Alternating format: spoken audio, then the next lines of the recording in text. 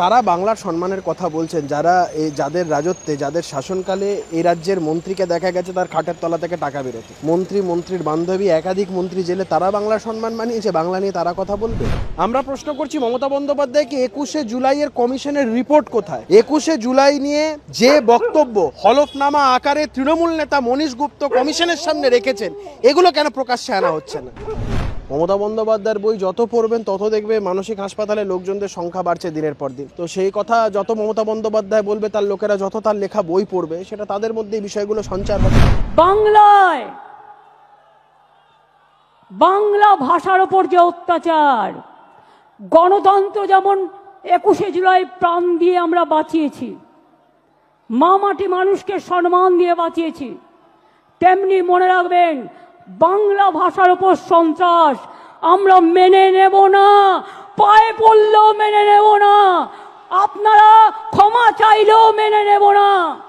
এ আন্দোলন, এ অত্যাচার, এ অপপ্রচার যত বেশি কুৎসা করবেন, তৃণমূলের ভিত আরো শক্তিশালী হবেন। মানে আজকে এটা শহীদ সমাবেশ ছিল না কি ছিল জানি না, এই ফারুক খান সাজিয়ে এনেছে লোকজনকে, বাসের মধ্যে লোকে জামা কাপড় খুলে নাচছে। এটা শহীদ স্মরণে এটা একটা সমাবেশ না অন্য কিছু? এ সভা না দেখলে বোঝা যায় না সার্কাস না কি জিনিস, এই একমাত্র মুখ্যমন্ত্রী বলতে পারবেন। প্রোডাক্টিভ কথাবার্তা একটাও কোনো কিছু নেই। এই বাংলা এত করছে, আমি একটু আগে একটা ছবি পেলাম, শহীদদের নামটা লেখা আছে যেখানে সেখানেও একটা জায়গাতে ইংরেজিতে, একটা উর্দুতে, বাংলা সেখানে কোনো নেই। আর কারা বাংলার সম্মানের কথা বলছেন? যারা যাদের রাজত্বে, যাদের শাসনকালে এই রাজ্যের মন্ত্রীকে দেখা গেছে তার খাটের তলা থেকে টাকা বেরোতে, মন্ত্রীর বান্ধবী একাধিক মন্ত্রী জেলে, তারা বাংলার সম্মান মানিয়েছে? বাংলা নিয়ে তারা কথা বলবে? সর্বোপরি এই ধরনের সভা কোনো মাথা নেই, মুন্ডু নেই। হ্যাঁ, মানে শহীদদের কোথায় এখানে তর্পণ করছে বা শহীদদের কোথায় স্মরণ করছে, এটাই বুঝতে পারলাম না।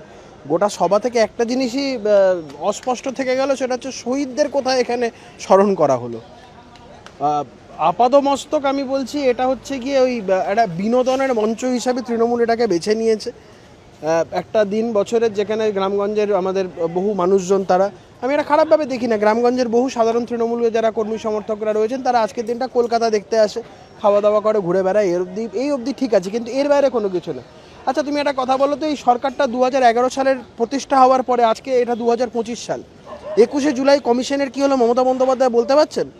21শে জুলাইকে নিয়ে যে কমিশন, সেই কমিশনের রিপোর্ট কোথায়? আমরা প্রশ্ন করছি মমতা বন্দ্যোপাধ্যায়কে, 21শে জুলাইয়ের কমিশনের রিপোর্ট কোথায়? 21শে জুলাই নিয়ে যে বক্তব্য হলফনামা আকারে তৃণমূল নেতা মনীশ গুপ্ত কমিশনের সামনে রেখেছেন, এগুলো কেন প্রকাশ্যে আনা হচ্ছে না? যদি মমতা বন্দ্যোপাধ্যায়ের একটা জিনিস মাথায় রাখা উচিত, এটাই ওনার মুখ্যমন্ত্রী হিসেবে শেষ 21শে জুলাই, এই শেষ 21শে জুলাই অন্তত শহীদদের প্রতি শ্রদ্ধাঞ্জলি জানান। এই রিপোর্টটা পেশ করে, আর হচ্ছে গিয়ে তৃণমূল নেতা মনীশ গুপ্তর যে হলফনামা, সে হলফনামা দুটো পেশ করে, এই দুটো বিষয় যদি জনসমক্ষে রাখতে পারেন, তাহলে বুঝবো মুখ্যমন্ত্রী তার শেষ শহীদ সমাবেশে বক্তৃতার মাধ্যমে তিনি হয়তো একটা শ্রদ্ধার্ঘ জ্ঞাপন করতেন, কিন্তু কোনোটাই কিছু হলো না। আমি আবারও বলছি, এটা কোনো শহীদ সমাবেশ নয়, এটা আপাদমস্তক একটা বিনোদনের মঞ্চ। লোকে সেখানে আনন্দ, আমোদ প্রমোদ, উল্লাস করতে এসছে। আজকে কলকাতায় দেখবে বিভিন্ন মদের দোকানে লম্বা লাইন, তারপরে ওরা তো মদও সাপ্লাই দিচ্ছে, দেখলাম বিভিন্ন চিরকুট বেরিয়েছে, মদের দোকানে লম্বা লাইন। কলকাতার প্রত্যেক কটা রেড লাইট এরিয়া ভেসে যাচ্ছে, প্রত্যেক কটা রেড লাইট এরিয়াতে আজকে ব্যাপক জনসমাগম। তো এইটা আলটিমেটলি, আবারও বলছি, কোনো শহীদ সমাবেশ না, একটা বিনোদনের মঞ্চ হিসেবে তৃণমূল বেছে নিয়েছে। দেখুন, আমি আবারও বলছি, এই বাঙালির এবং বাংলার সম্মান যদি সব থেকে কেউ ক্ষতিগ্রস্ত করে থাকে, সেটা হচ্ছে এই সরকার বা এই দলের আমলে। তিনি সব ভাষাকে সম্মান করেন, অনেক ভাষা বলতে পারেন, আমরা দেখেছি তো। কাকু করতো না ওইসব গিয়ে, নর্থ ইস্টের ভাষা টাষা সব। মানে মুখ্যমন্ত্রী, আমাদের একটা জিনিস যে মুখ্যমন্ত্রী সব ব্যাপারে পটু। সেটা তুমি বলো, তুমি ক্রিকেট খেলা বলো, ফুটবল খেলা বলো, সেখানে ছবি আঁকা বলো, কবিতা লেখা বলো। আজকে আবার বলেছে যে আমার বইটা পড়বেন, দলের লোকজনদের বলেছেন। ভালো তো, দলের লোকেরা আরও বেশি করে পড়ুন। মমতা বন্দ্যোপাধ্যায়ের বই যত পড়বেন তত দেখবে মানসিক হাসপাতালে লোকজনদের সংখ্যা বাড়ছে দিনের পর দিন।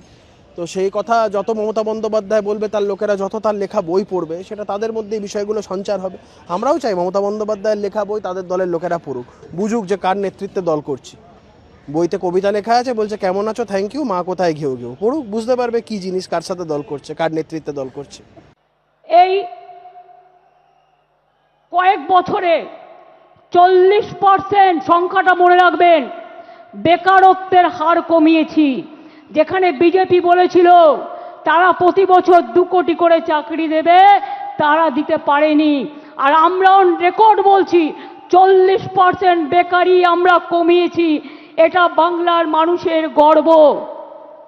আপনারা 100 দিনের কাজ বন্ধ করে দিয়ে কি ভেবেছিলেন বাংলা করতে পারে না?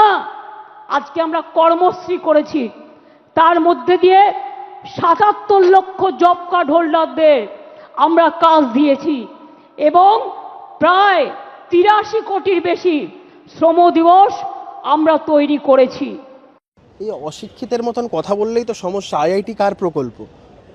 আর এই যে মুখ্যমন্ত্রীর আমলে তিনি বলছেন যে কর্মসংস্থান বেড়েছে, আর এই মুখ্যমন্ত্রী এই পশ্চিমবঙ্গের মাটিতে দাঁড়িয়ে বলছে চাকরি হচ্ছে না, তো কী হয়েছে? বাড়িতে মা বাবাকে বলো ওই ঘুগনি বানিয়ে দিতে, মুড়ি বানিয়ে দিতে, ধর্মতলায় গিয়ে ঘুগনি মুড়ি বেচকে যাও।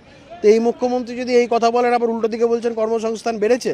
মনসুখ মান্ডভিয়ার যে এটা ছিল, যেটা প্রেসকে অ্যাড্রেস করে যেটা করেছিল, সেটা তো শুনলে বোঝা যাবে যে এই মোদী সরকারের আমলে 17 কোটি যেখানে চাকরি, সেখানে যারা বেকার তাদের অন্য সংস্থানের ব্যবস্থা করেছে কেন্দ্রের সরকার। সেই ক্ষেত্রে তাদের মুখ্যমন্ত্রী তো পরিসংখ্যান দিয়ে কোনো কথা বলতে পারছেন না। ইউপিএ আমলে 2.9 করোড় যে চাকরির যে সংস্থান হয়েছিল, সেটা ভারতীয় জনতা পার্টির নেতৃত্বাধীন নরেন্দ্র মোদীজি সরকারের আমলে সেটা প্রায় 17 কোটি। তো সেই জায়গা থেকে পরিসংখ্যান দিয়ে মমতা বন্দ্যোপাধ্যায় কথা বলুন, পারবেন না, চেষ্টা করলেও পারবেন না। কারণ তিনি আদতে এই রাজ্যের প্রতিটি বেকার যুবক যুবতীদের হাতে ওই একটা করে ভিক্ষার বাটি ধরিয়ে দিয়েছে, এর বাইরে কিচ্ছু করেননি। দেখুন, আমি একটা কথাই বলবো, মমতা বন্দ্যোপাধ্যায়ের এটা শেষ 21শে জুলাই মুখ্যমন্ত্রী হিসাবে। তাই যা বলছে বলতে দিন, শেষবারে যা পারছে বলে দিন। বাংলাকে বদলাতে গিয়ে ভারত সরকারের বদল হবে না তো। বাংলায় তো পরিবর্তন হয়ে গেছে, নতুন করে হওয়ার নেই।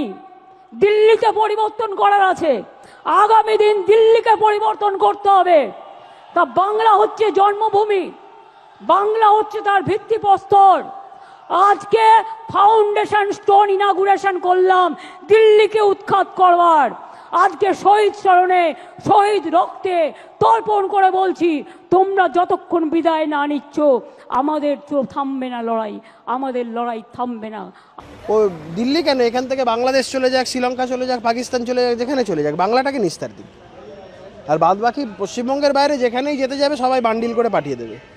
আমি বলতে পারবো না, মুখ্যমন্ত্রী এই ধরনের কদর্য রাজনীতি তিনি করে থাকেন। আমাদের দলের এই ধরনের রুচি বা আমাদের দলের লোকজনদের এই ধরনের কোনো মানসিকতাও নেই। বলছে ক্ষমতা থাকলে করুক। মুখ্যমন্ত্রী বারংবার এই ধরনের কথাগুলো বলার সাহস পাচ্ছে, তার কারণ হচ্ছে হাইকোর্ট বা সুপ্রিম কোর্ট বারংবার এদেরকে ছাড় দিয়ে গেছে। এই সামনে সাদা বাড়িতে একজন থাকে, একটা অকম্মার ঢেকি, আলিপুর কোর্টে আগে পকেট মারদের মামলা করতো, হঠাৎ করে ও বড় কনস্টিটিউশনাল সেফগার্ড করার জন্য খুব বড় হতা হয়ে গেছে।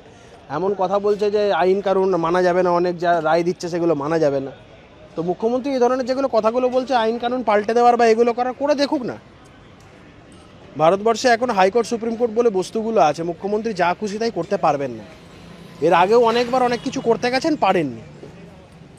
বারংবার হাইকোর্ট বা সুপ্রিম কোর্ট মুখ্যমন্ত্রী বা এই সরকারের বিরুদ্ধে রুখে দাঁড়িয়েছেন আইনগতভাবে। তো এগুলো বেকার কথাবার্তা বলে কোনো লাভ নেই। हम इलेक्शन कमीशन को चेयर को रेस्पेक्ट करते हैं, लेकिन जैसे बिहार में 40 लाखों का ज्यादा आदमी को नाम निकाल दिया और बंगाल में भी करने वाला है। अगर करेगा तो घेराव कर्मसूची करेंगे, पूरा घेराव होगा, पूरा आंदोलन होगा। हम नाम काटने नहीं देंगे, हम नाम डालने नहीं देंगे डिटेंशन कैंप में। जो लोगों ने बाहर में है हम उसको छुड़ा के ले आया, हम कोर्ट केस करके छुड़ा के ले आया। अरे जो आईन है आपका, जो कानून है, इसको हम बातिल करेगा, हम इसमें हम चेंज करेगा। 17.5 লক্ষ ভুয়ো যে তালিকা, সেটা আমরা ইলেকশন কমিশনে পেশ করাতেই হচ্ছে গিয়ে তৃণমূলের মাথা খারাপ হয়ে গেল। লাস্ট ইলেকশনে প্রাপ্ত ভোট আর তৃণমূলের সাথে আমাদের যে ভোটের ডিফারেন্স, সেটা হচ্ছে 42 লক্ষ ডিফারেন্স। 17.5 লক্ষ যে আমরা ভুয়ো ভোটের যে তালিকা, ভোটারদের তালিকা ইলেকশন কমিশনে তুলে দিয়েছি, তারপর থেকে তৃণমূলের মাথা খারাপ হয়ে গেছে। আমরা বারংবার করে বলছি স্বচ্ছ ভোটার তালিকাটা হোক, স্বচ্ছ ভোটাররা ভোট দিয়ে যদি তৃণমূল কংগ্রেসকেই জেতা, আমাদের বলার কিছু থাকবে না।